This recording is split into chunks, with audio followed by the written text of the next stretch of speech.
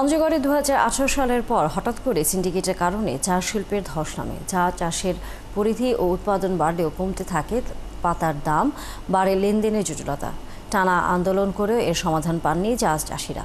তবে ২৪-এর গণঅভ্যুত্থানের পর বদলে যায় চাষিদের ভাগ্য। অবৈধ পথে চা বিক্রি বন্ধসহ চা কারখানার নানা অনিয়ম রোধে চা বোর্ড বিশেষ অভিযান চালায়।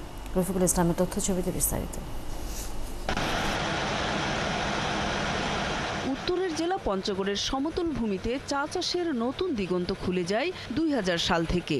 তবে সম্ভাবনাময় এ শিল্পে ২০১৮ সালের পর হঠাৎ করেই ধস নামে।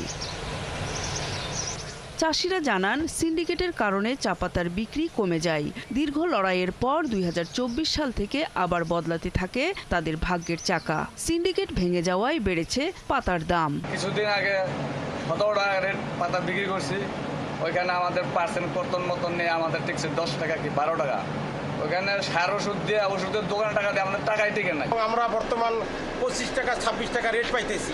আমরা সবাই এখন খুশি আছি যারা আমরা পাতা আবাদ করি। সরকারি মূল্য সর্বনিম্ন মূল্য 19 টাকা, বর্তমানে তারা 25 টাকা পাচ্ছে।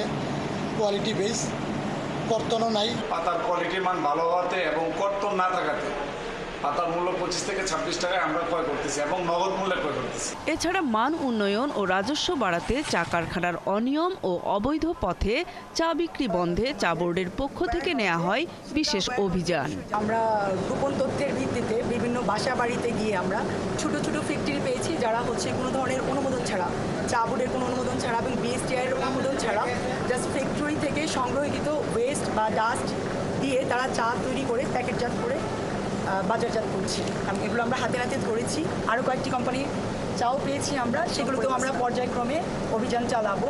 চা বোর্ড আরও জানিয়েছে, ২০২৪ সালে পঞ্চগড়ে ৯,৭৫০ একর জমিতে চা চাষ হয়, আর কাঁচা পাতা উত্তোলন করা হয় প্রায় ৬,৮৫,২৪,০০০ কেজি।